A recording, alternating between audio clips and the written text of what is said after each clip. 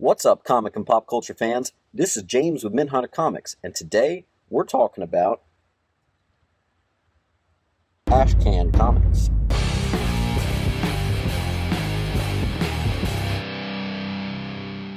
Alright guys, before we jump in, go ahead and like, subscribe, comment down below. We got that 8,000 subscriber giveaway coming up soon, and I'll be giving away 3 different ASHCAN comics to the joined members of the channel over the next week. The year is 2015, and me and this guy are a 2-piece rock band recording our first demo. The producer the very next day tells us we need to release the demos. Already, I said? We're so far from any final master, we've barely mixed it at all. And he says to me that we needed to release it right away to secure any trademark on not only the band name, but our songs too. So, the very next day we dropped our songs, despite them being unpolished and unfinished, to make sure those songs were out there in the ether. The main theme song for this channel, ironically, is the main riff from my song Yes Mistress. You got me down on my knees. Like the way you use me, like the way you use me. So I'll find that. Well, what does this have to do with comics, specifically ASHCAN Comics? Well, the situation is almost identical. ASHCAN Comics is a term used to describe quick, rough demos that were released straight to the publishing companies quick and early so they could scrounge up that trademark rights before anyone else could take them. This phenomenon first occurred in the 30s. You'd submit some half-assed comic with maybe only 15 pages, maybe only 5 pages, no color, and quickly slapped together with a catchy title that you'll want to make sure no one else can use. Typically, cover art was recycled from previous publications with a new title pasted onto it. Interior artwork ranged from previously published material in full color to unfinished pencils without any word balloons. Some ASHCANs were only covers with no interior pages.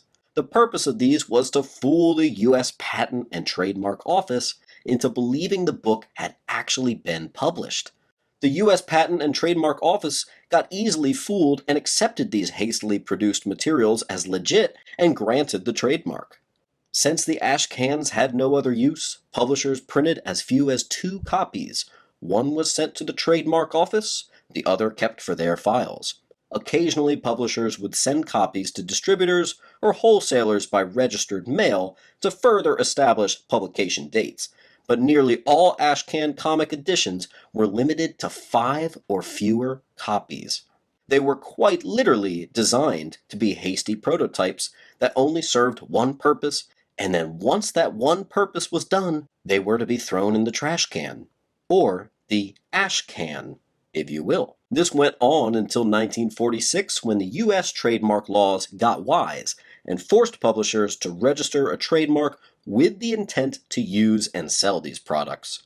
Publishers decided it wasn't worth the fees, and thus ASHCANs disappeared until a resurgence in the 90s, although it's not exactly the same thing. And before we start talking about the quote-unquote ASHCANs of the 90s, let's get a better look at these 30s and 40s ASHCANs.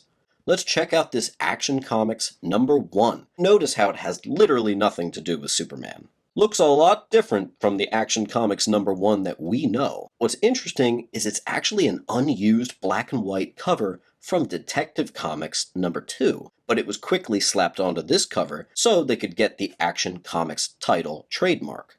Speaking of Superman, check out this DC ASHCAN for its then-planned Superman title, featuring cover art by Joe Shuster from Action Comics #7, and part of the interior of Action Comics #8. This sold at Heritage Auctions for $37,375 way back in 2005. With impressive numbers like that over 15 years ago, it's safe to say there's some value in these things. And I would hope so, you know? Some of these there's only 5, or 3, or only 2. How about the most popular superhero of the 40s, Captain Marvel, or as we now know him as Shazam? Fawcett Comics created an ASHCAN copy of Thrill Comics in 1939, but learned after submission the title was already trademarked. #whoops. This material was later published as Whiz Comics, and he was renamed from Captain Thunder to Captain Marvel. Some other of the hyper-rare ones, although they're all hyper-rare, I thought I'd show are the Wonder Woman ASHCAN #1 and this Flash Comics #1, both rumored to only have 2 copies made. Most likely one in the hands of a collector, and the other in some ASHCAN in 1942. But you 90s babies are wondering, what about all those foil covers in ASHCAN comics I grew up with? Well, ASHCAN edition comics from the 1990s are not as valuable as Golden Age ASHCAN comics, and that's because they're not the same thing. They're a gimmick under the title of a once highly rare phenomenon, and really shouldn't even be called ASHCANs. Not hating though, there is definitely a market still for collecting these. In the 1990s, publishers used the term ASHCAN comic, quote unquote, to refer to a promotional, a mini version of a comic book before the official one hit the stands. These were different in several ways from the original 30s and 40s ASHCANs. Notably, they were produced in large print runs and designed to be sold to the general public, both details that were not true of original ASHCAN edition comics.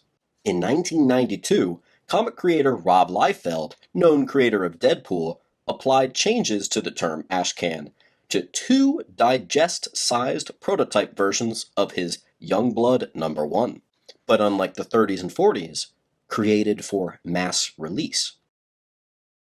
By the way, digest size basically means mini. Side note, storing and displaying 90s ASHCANs has always been difficult due to the small size. But it wasn't just the size that was different about these quote-unquote ASHCANs. Instead of denoting it as worthless and designed to basically be thrown in the trash, these ASHCANs were fueled by a false sense of rarity and were marketed to stir up the minds of the 90s speculation market. The sales success of Youngblood #1 ASHCANs spawned, pun intended, copycats within Image, and for the next year, nearly every new Image series had their own ASHCANs, with typical print runs between 500 and 5,000. Check out these 3 that I came across. We got Pit, Alien Predator, and Madman Comics. These ASHCANs were obtained by owning copies of Hero magazine. If you open them up, you do see cool features like original art before the color was added, or even art that didn't make the final cut. You get little stories, sometimes notes, and imagery from the issue. They're usually only around 10 pages, and are often designed to highlight the art within, or just be a flat-out preview, some of them having color. For the completionists out there, ASHCANs are very much still desirable, despite the obvious reality that they were designed for the sole purpose of being rare over actually being enjoyed. Soon, other publishers like Dark Horse, DC, and Marvel began releasing ASHCANs in a variety of sizes and formats. In 1993, Triumphant Comics advertised ASHCAN editions of new comics with print runs of 50,000, which at that point isn't even rare anymore. A lot of times these 90s ASHCANs would come in the famous Wizard magazine, as well as, before I mentioned, Hero magazine and Overstreet's Fan magazine. Sometimes you would mail in to Wizard to receive these ASHCAN copies. During the 90s, these magazines became as popular as some of the major titles, driven by speculation that they might contain an ASHCAN preview of an exciting new character that would be worth thousands. Joke's on them. This intentional creation of expensive prototypes of comics and causing a craze over them, labeling them as the rarest thing since the Covenant of the Ark, might have had something to do with that 90s speculation bubble collapsing. Speaking of comic bubbles collapsing and speculation, do we have ASHCANs today? Sort of. You might get the occasional preview ASHCAN, such as the recent Last Ronin book, but for the most part, ASHCANs have all but faded, but the emergence of ratio rare variants has taken their place. Yes, everyone blamed ASHCANs for artificially causing over-speculation, forcing them to disappear. Well, we still have it today, it's just not previews, and it's ratio variants and in-store exclusive that do the same thing. Printing only 40,000 down to only 400 copies? Check. Causing speculation to skyrocket? Check. Marketed as rare and must be grabbed up quickly for fear of missing out? Check. Overpriced at a premium? Check. Not retaining much value in the long run because people are starting to notice that it's just another gimmick? Check. Having cool all black and white previews and slightly different art than the final product? I wish. That was at least something that made the 90s ASHCANs still pretty cool. You see, in the 30s and 40s, these writers just wanted to quickly solidify trademarks for their books. They weren't concerned about stimulating rarity and driving prices by gimmicky means. It was purely business, and trying to basically lie to the US trademark and patents. Creating previews and marketing them as rare ashcans in the footsteps of the 30s and 40s is an oxymoron because it loses the concept of ashcan altogether. They're not being designed to be thrown in the trash. They're designed to prey on comic lovers that don't want to miss the next rarest thing. Are they still fun to collect? Absolutely. The foil covers, the nostalgia of the gimmick, these alternate covers and colors, and the original bizarre unused art that you sometimes see. Oh yeah, it's a piece of history, albeit infamously. Sort of makes you wonder, in 30 years, will these artificially driven ratio variants eat their way to the other side and be highly sought after again?